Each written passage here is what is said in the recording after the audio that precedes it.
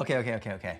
If you had the chance to go back and give your 18-year-old self some advice, Oh my gosh. what would you tell you? Be nicer to mom. Be nicer to mom.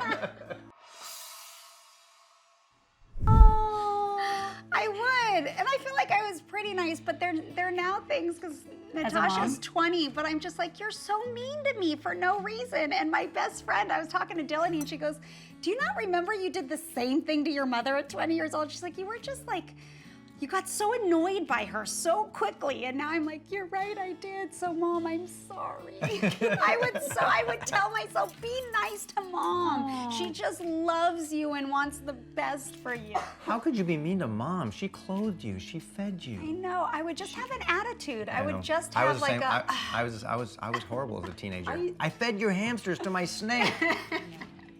I was an awful little kid. You were great. What did you need to hear when you were 18? Maybe like stop listening to what everyone else says about you or thinks that they know about you.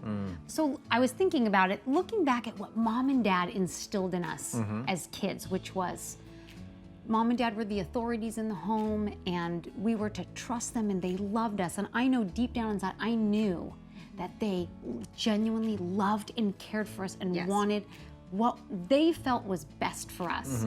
And I wish I would say that my 18-year-old self, that it would be that I trusted that more. Now, maybe it didn't come from the Lord back then, but I can look back at it now and know it absolutely did come from that, maybe not in the way that they did it.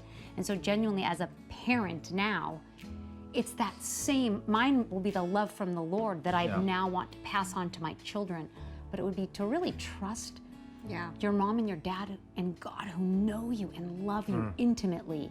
And that's what I wish I would have known back at 18, that it was that kind of love that is valuable and it's worth everything and it means the most, not what someone else thinks about you, what someone else says, because those can be good and bad influences. I'm so glad you're saying that, because think of how many more voices are in our kids' ears through their phone, with social media, and there's thousands.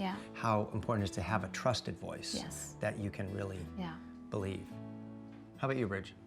I know it was hard for mom and dad because I did love entertainment. I loved dancing and acting and doing all of that. Well, I don't know if I'm a comedian. You are. You I kind don't of know are. if I I would think say you are. that. She's funny. But I think I would just wish that I would have maybe pursued that.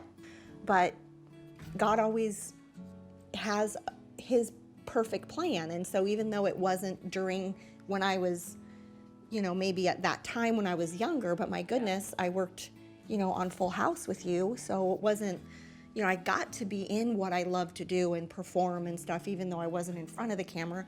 I was behind working with you, but I was able to do other things with other actors, and so I was able to do that. Well, I think you're in your prime right now. I think you are. Dancing, it's amazing. Making your YouTube videos like this. It's all timing. So Melissa and Bridgette have younger kids, but our kids are a little bit older.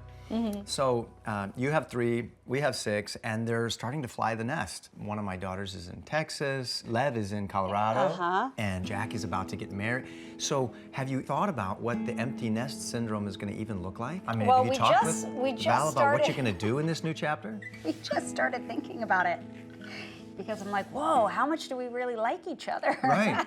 Like, what are we gonna do together? What do we have in common? Because you invest all these years in your children and they're such a huge part of your life. And then, so yeah, we started thinking like, what are we gonna do? Just you and me. But you know what, I've loved the teenage years, and I've always said, like, I've enjoyed them more than the younger years, even though I really enjoyed the younger years. But I so enjoy the adult conversations that I have with my kids. I like seeing who they've grown into as young men and women and how they're gonna influence the world and what they're gonna do with their lives. So I've loved these teenage years, and it excites me to see them fly the coop. And I'm gonna miss them terribly. I hope we're still all within the same city. I mean, we do everything together, so in that sense it's hard, but I'm so excited for them.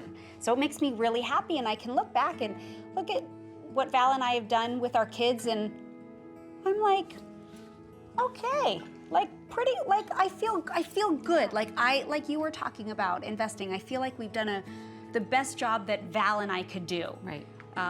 Doesn't have to be anyone else's style, but we feel like we did the best job and with our kids, so makes me happy. That's so great. It really is exciting because these are the years where you plant all these seeds, right, like in a garden, and all these years you're watering and nurturing and lots of sunlight, and now you start to see the fruit and you see who they're going to become. And I agree with you. I've been looking forward to the day when I get my girlfriend back. Right. Right? Like Chelsea and I had 6 years before we started having kids. And we would travel, you just pick up, and just go somewhere without the restraint. Now we've got 6 kids, we've got 3 dogs, and these are the precious moments we will look back on for sure. Right. But I know I'm gonna make some more precious memories in a few years when I can. Oh, that's not true, though. That's not true. You guys aren't going to start dating again because you're going to have grandbabies right away. I think you're right. Chelsea's going to be the first one to go, no, babies, come here, over. Come on over. Nope, Kirk, we're not going. I got the babies. I got the grandbabies. You're right. I can see it. The writing's on the wall. It's never going to happen. You know what? You're right. I need to lay it down now because I'm looking forward to it. Jack's getting married this year, and if he has kids soon, I'm going to have grandkids before our other kids even out of the house. You have about a year. Potentially a year, maybe 2 years. This should have gone in the marriage vows, I think. We could rewrite them.